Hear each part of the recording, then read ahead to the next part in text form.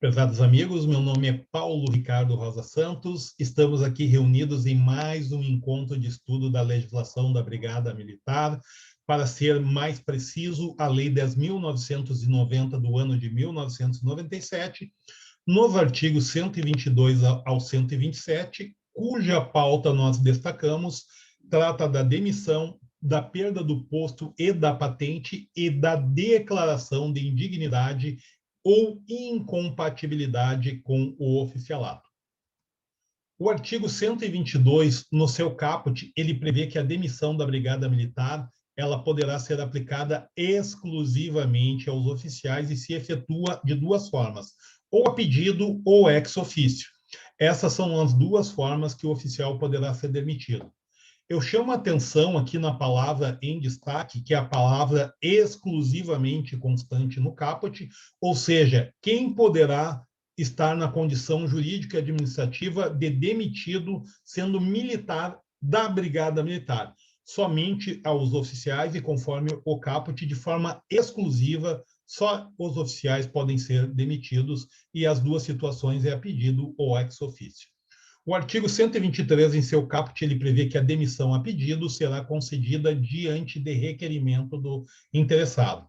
Qual é o formato que poderá ser interposto de forma administrativa para que ocorra essa demissão? Uma das causas é através de requerimento interposto, realizado juntamente à autoridade administrativa a qual tiver subordinado o servidor militar.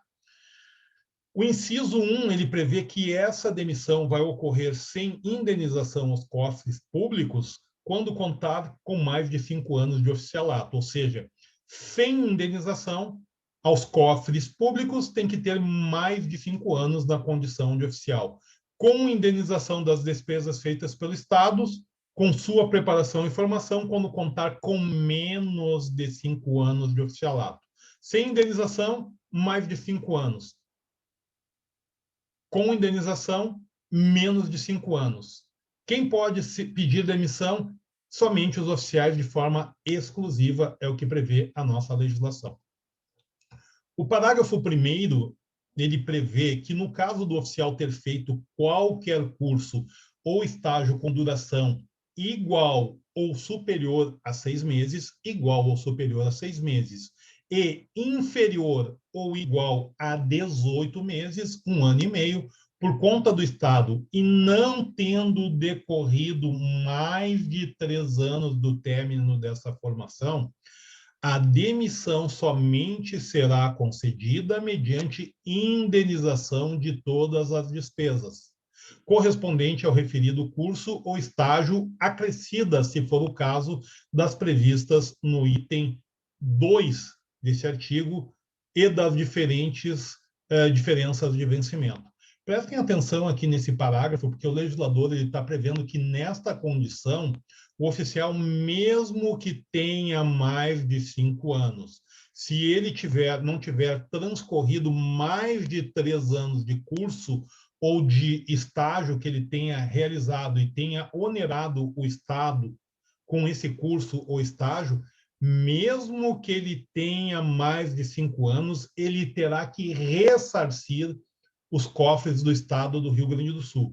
Essa é uma questão importante porque ela é a exceção, tá? Ela é a exceção da restituição pecuniária ao oficial que contar com mais de 5 anos.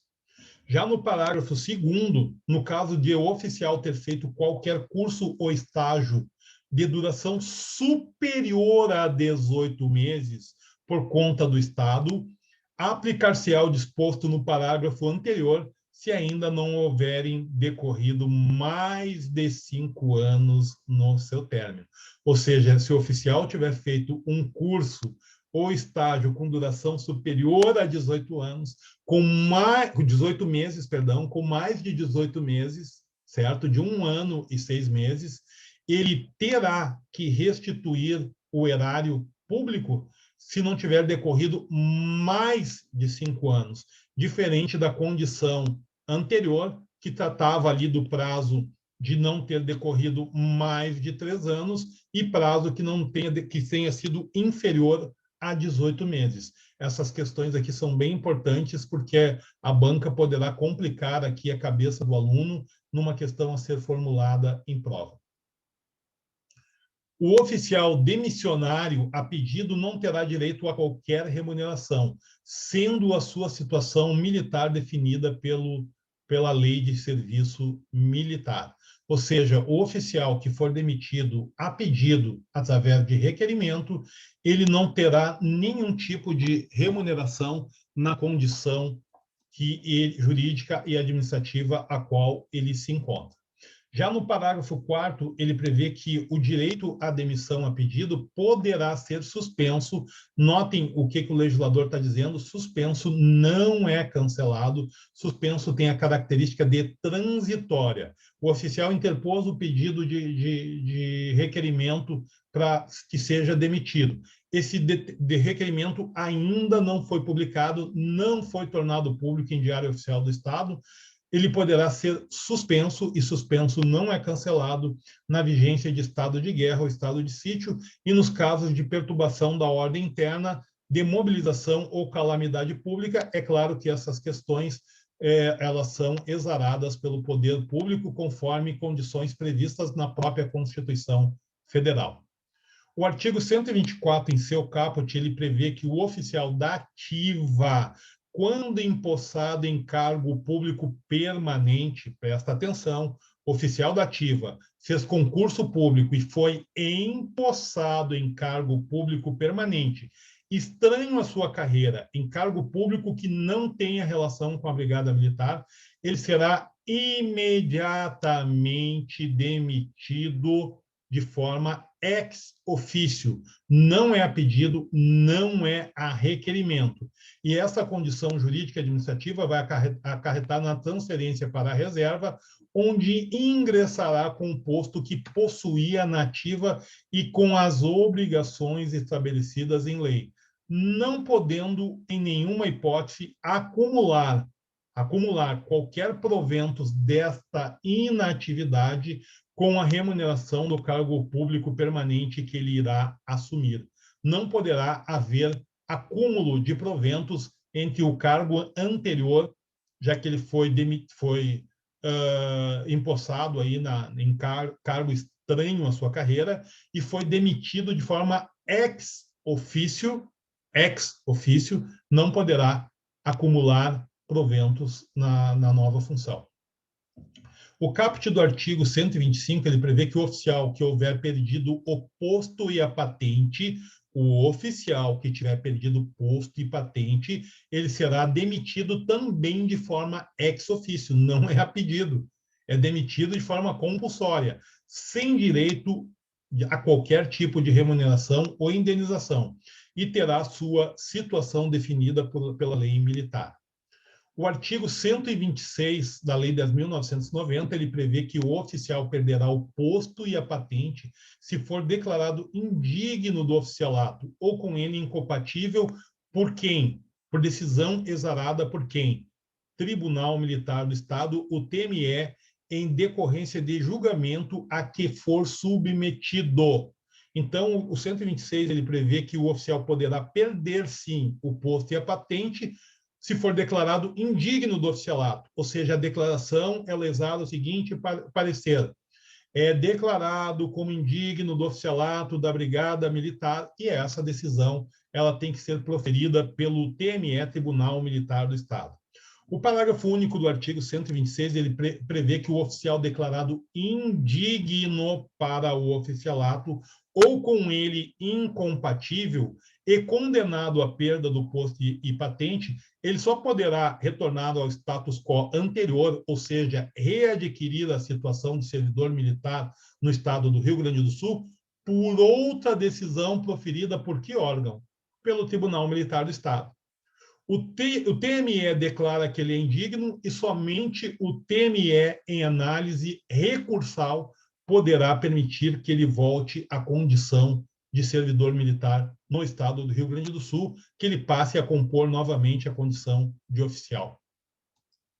Uma outra condição prevista no artigo 127 é que fica sujeito à declaração de indignidade para o oficialato ou de incompatibilidade com o mesmo por julgamento do TME, né, o Tribunal Militar do Estado, o oficial que for condenado por decisão, e prestem atenção, o oficial será declarado indigno se ele for condenado por decisão do Tribunal Civil ou militar a pena restritiva de liberdade individual superior a 2 anos, em decorrência, é claro, de sentença condenatória passada em julgado.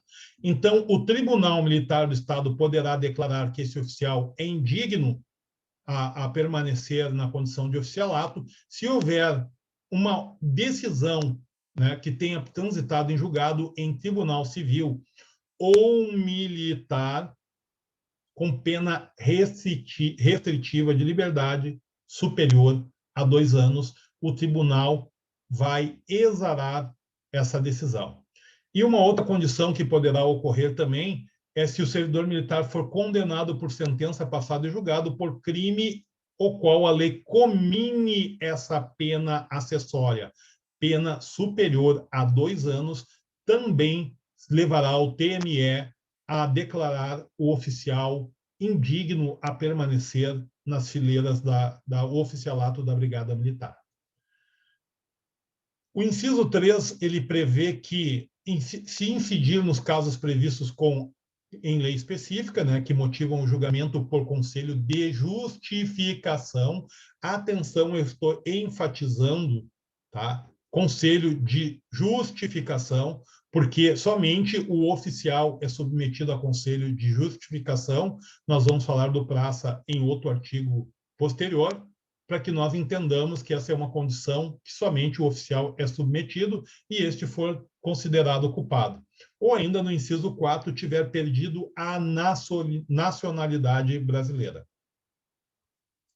Meu nome é Paulo Ricardo Rosa Santos, estamos aqui, então, encerrando mais um encontro de estudo da legislação policial militar do Estado do Rio Grande do Sul para as provas de seleção e inclusão na Polícia Militar ou ainda de qualificação e ascensão dentro da carreira.